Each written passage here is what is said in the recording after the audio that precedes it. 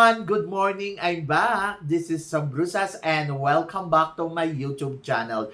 Oh my gosh! This is it guys, pag-uusapan natin ngayon. Queen of the Island. Panalo nga ba? Yan ang tatalakayin natin ngayon. But before anything else, hello Philippines and hello beautiful people. Mabuhay! Kamusta kayong lahat? Sana lahat po kayo ay okay at safe ngayong araw na ito. At syempre sa lahat naman ng mga bago nating subscribers dyan, hello po sa inyo lahat. Maraming salamat guys sa pag-subscribe ninyo. Syempre dito sa channel ko. At syempre sa lahat naman ng makasolid na makamamasam dyan na laging sumusuporta dito, araw-araw, lagi-lagi. Maraming salamat guys sa inyong lahat. Syempre usapang Queen of the Island tayo ngayon. So, ito na nga, grabe. 25 millions na tumataginting ang papremyo ng Queen of the Island. At ito yung kauna-unahang release ng pageant na to, di ba? So, syempre, nagulat tayo nung una. Akala natin kung ano to. Ito ba ay series? Ito ba ay pageant? So, syempre, ang daming tumatakbo sa utak natin. Kasi, bago nga lang yung Queen of the Island. Ito ay pag-aari ni Mr. Chavit Singson na kung saan ay, nako, ang laki ng papremyo. So, syempre, sino-sino ba yung mga kandidata na talagang ikinagulat natin na sumali dito sa Queen of the Island? Syempre, nandiyan si Ariela Arida. Andiyan din, syempre, si MJ Lastimosa. At nandiyan din, syempre, si Gasini Ganados. At ito ang pinakamatindi, si Michelle D at Atisa Manalo. O, di ba? Ay, nako, naloka tayong lahat. Kasi nga, grabe nga yung pageant na to. Sobrang, oh my gosh. Oo. Bukod dun sa kanila ha, ang dami pa. Andiyan sila Tara Valencia, si Ambrosio, di ba? Saka si Herlin Budol, grabe, talagang antindi. At may mga ilang artista pa. 25 candidates ang nagkukumpit ngayon dito para sa iisang titulo ng Queen of the Island. Sabing ganun, bakit kaya sila sumali dyan? Ano bang meron sa pageant na to, di ba? Syempre, yung 25 million, no? Di ba? Aminado naman yung mga beauty queens natin na talagang ito talaga ang nagpabalik sa kanila.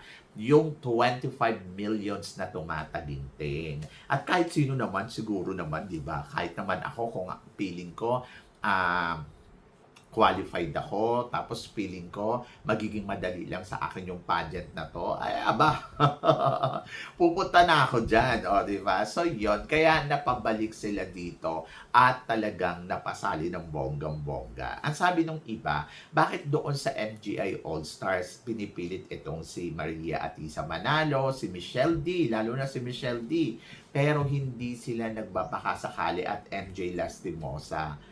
Eh, paano naman kasi, isipin nyo na lang ha, doon sa MGI All-Stars, I think ha, so magkukumpit pa sila sa national pageant. Pagkatapos magbabayad ng franchise fee kung hindi man.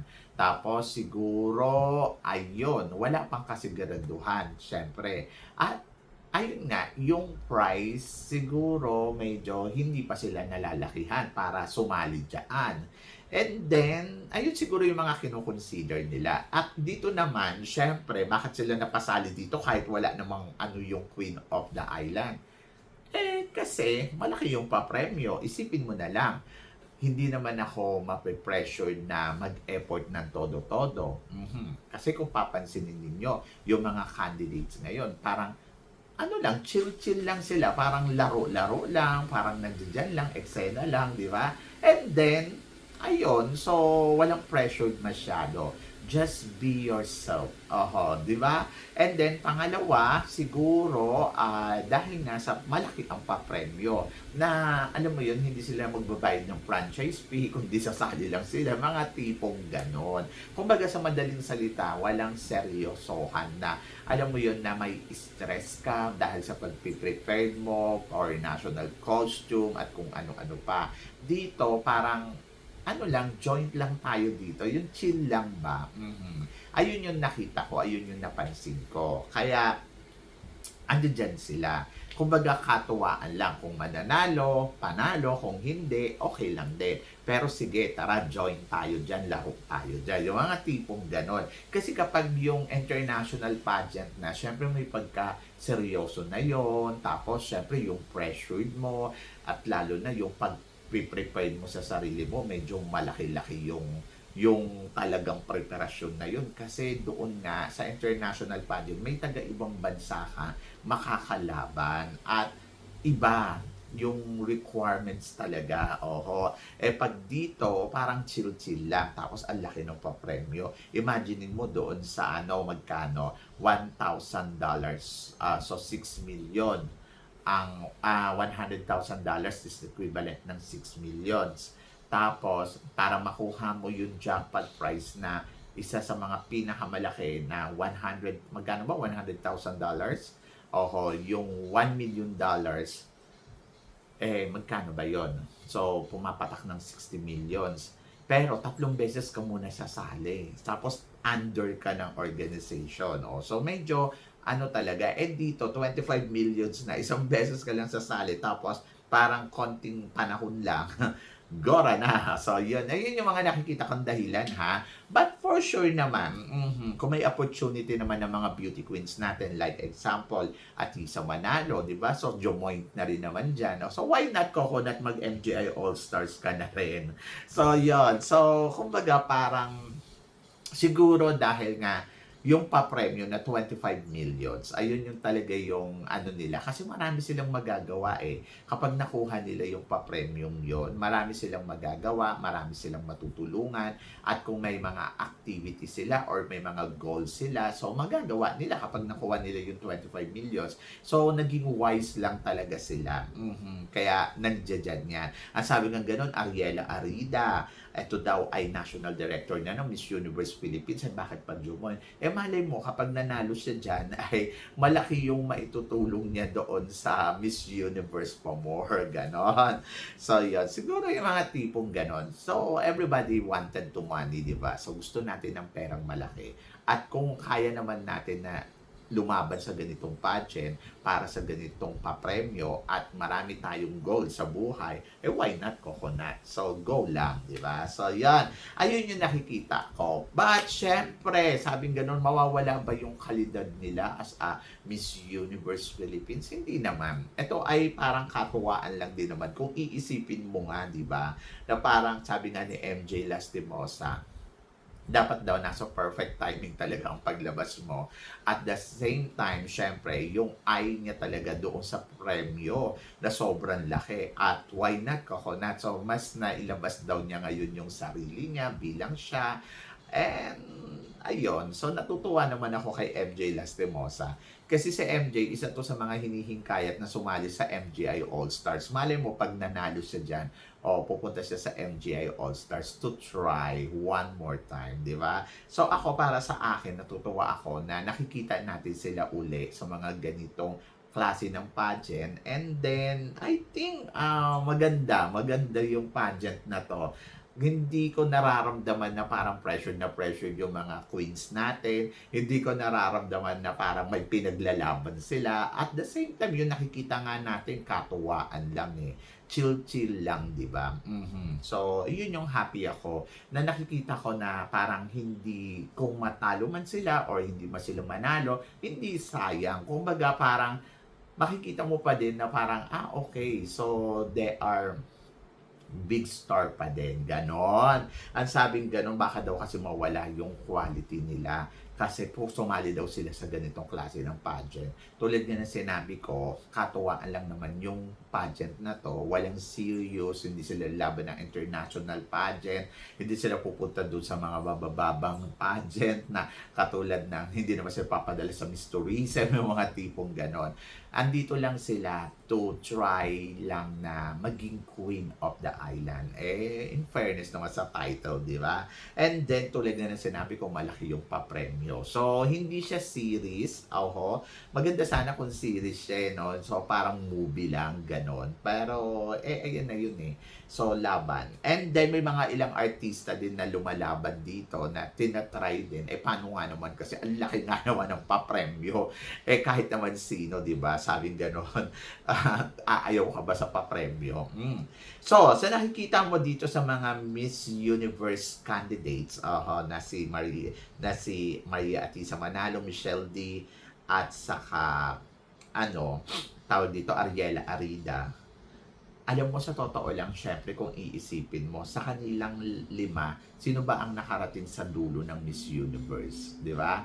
At take note, parehas posisyon si Ariela Arida na naging third runner-up at saka si Atisa Manalo na naging third runner-up din sa Miss Universe. So parehas sila ng posisyon.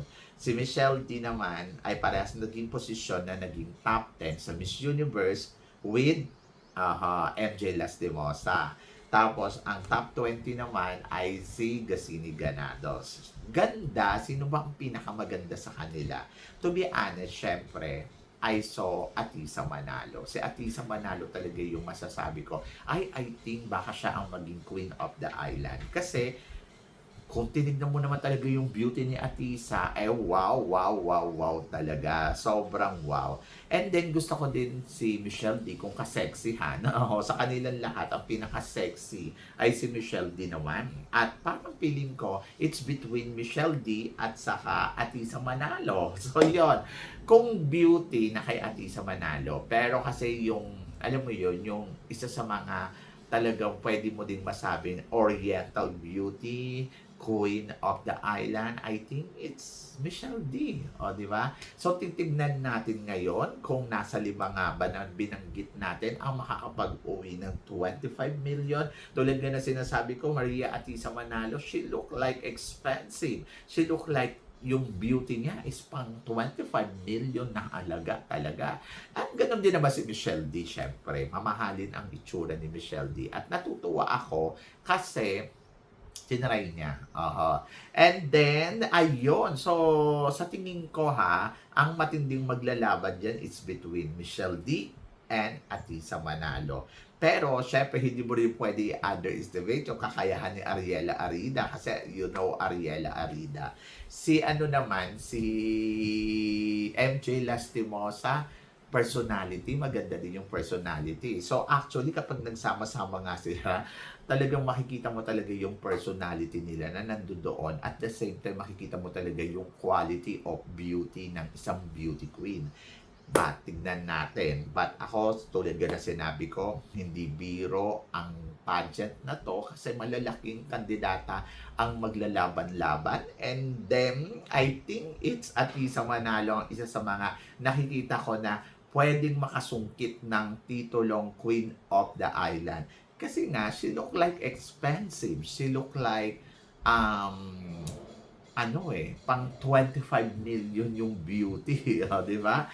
So, yon. So, follow by Michelle D. So, I think it's between Atisa or Michelle D. But, syempre, abangan natin kung ano pa yung mga eksena at ganap. And then, tingnan din natin doon sa mga iba pang mga girls kasi malalakas din yung mga girls. But Atisa Manalo ang nakikita ko na pwedeng manalong Queen of the Island. Pero ikaw ang tatanungin ko. So, sa tingin mo, sino nga ba ang magiging Queen of the Island? And then, bukod doon sa sinasabi nilang cash prize, I think ayun talaga yung nagpa-convince sa kanila no? Yung cash prize. May nakikita ka pa bang iba ang dahilan kung bakit sila sumali dito more than sa ibang pageant na hintayin natin silang sumali, di ba? So, yun. So, ayun. Abangan natin.